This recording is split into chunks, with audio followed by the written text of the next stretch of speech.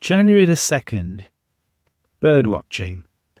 January is an excellent month for birdwatching, with many winter visitors and rarities taking advantage of London's above-average temperatures.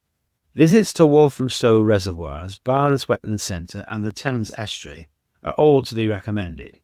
One unmissable sight are the vast congregations of dunlin, sometimes numbering thousands, that can be seen in places such as Rainham Marshes and Tilbury Fort, along with large flocks of lapwing, widgeon and pochard.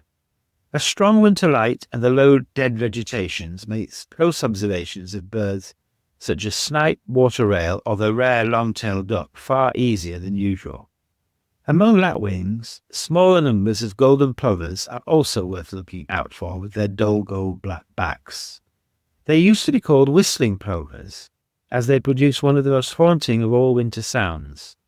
George Orwell wrote of their musical flute-like calls after he was fortunate enough to have heard them while standing on Westminster Bridge one day at dusk. Although they never venture to centre it these days, they can still be heard at Fairlock Waters.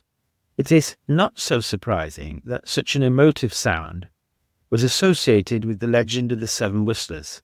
This legend interpreted eerie sounds in the night sky as being a portent of imminent death. It was also believed they were the calls of demonic hounds searching for lost souls. 7 calls in succession heralding the apocalypse. We now know it is much more likely to be the contact calls of small flocks of curlews, widgeons or plovers.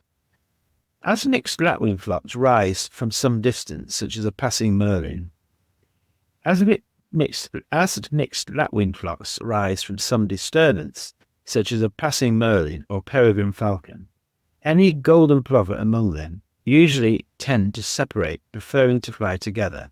This often makes them easier to pick out.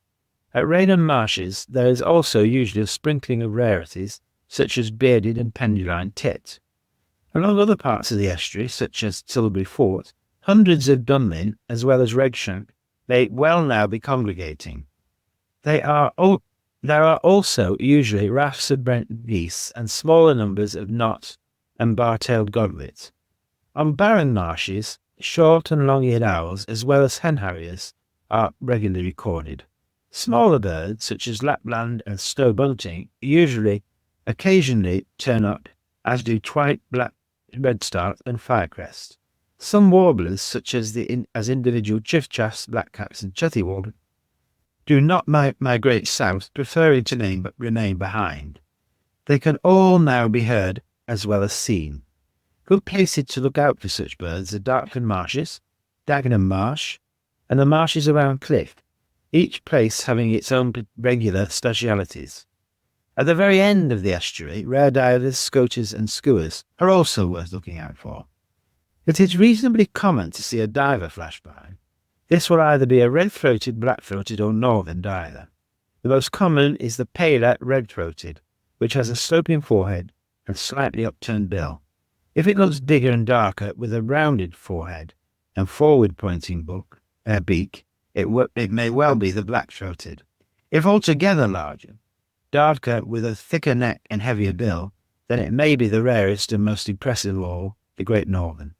This also has the steepest forehead and occasionally trails its legs. In quiet fields, especially near marshes, fieldfares and redwings may now be seen in numbers.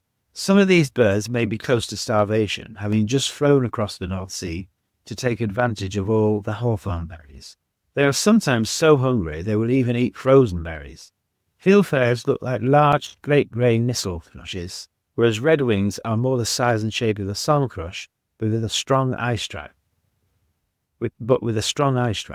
Fieldfares, when disturbed, are noisy and make short glides before landing again, whereas redwings are quieter and tend to take refuge in trees before returning to the ground again. Both are often seen together this month, jackdaws and starlings.